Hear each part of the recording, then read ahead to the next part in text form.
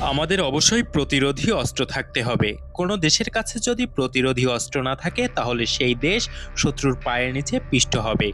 আমেরিকার হামলায় শাহাদাতের আগে ভাষণে একথা বলেন ইরানের সর্বোচ্চ নেতা আয়াতুল্লাহ আলী খামেনি। تسلیحات بازدارنده یکی از গত 17 ফেব্রুয়ারি জনসম্মুখে দেওয়া তার শেষ ভাষণের ভিডিও ফুটেজ প্রকাশ পেয়েছে। রাষ্ট্রীয় সংবাদ সংস্থা এর মাধ্যমে প্রকাশিত এই ফুটেজে দেখা যায় জেনেভায় ওয়াশিংটন ও তেহরানের মধ্যে পরোক্ষ আলোচনা শুরু হওয়ার পর খামেনি বক্তব্য দিচ্ছিলেন। মৃত্যুর 11 দিন আগে সবশেষবারের মতো তিনি জনসম্মুখে বক্তৃতা দিয়েছিলেন। সেখানে তিনি প্রতিরোধক অস্ত্রের প্রয়োজনীয়তা তুলে ধরেছিলেন। প্রতিরোধক অস্ত্র আমাদের দেশের জন্য অতি জরুরি একটি বিষয়। আমেরিকানরা কোনো কারণ ছাড়াই এখানে নাক গলাচ্ছে। তারা বলে, তোমরা এমন ধরনের মিসাইল থাকতে হবে, তোমার রেঞ্জ এতটুকু হতে পারবে, এর বেশি নয়। এর মানে কি?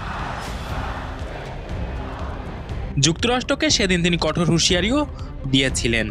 তিনি যোগ করেন, তাদের কাছে মনে হচ্ছে যুক্তরাষ্ট্রের প্রেসিডেন্টও বলেছেন যুক্তরাষ্ট্রের সেনাবাহিনী বিশ্বের সবচেয়ে শক্তিশালী সেনাবাহিনী। বিশ্বের সবচেয়ে শক্তিশালী সেনাবাহিনীও কখনো কখনো শক্তিশালী থাপ্পড় খেতে পারে, এতটাই শক্তিশালী যে এরপর আর তারা উঠে দাঁড়াতে পারে না।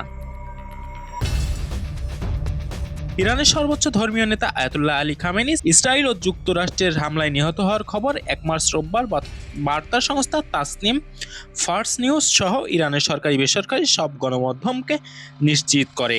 সরকারি টেলিভিশন চ্যানেল IRIB তাদের প্রতিবেদনে জানায়, আমাদের সর্বোচ্চ ধর্মীয় নেতা শহীদ হয়েছেন। ইরানকে সমুন্নত রাখতে এই মহান পণ্ডিত এবং যোদ্ধা তার জীবন উৎসর্গ করেছেন। খামেনির শাহাদাতের ঘটনায় 40 দিনের শোক ঘোষণা করেছে ইরান।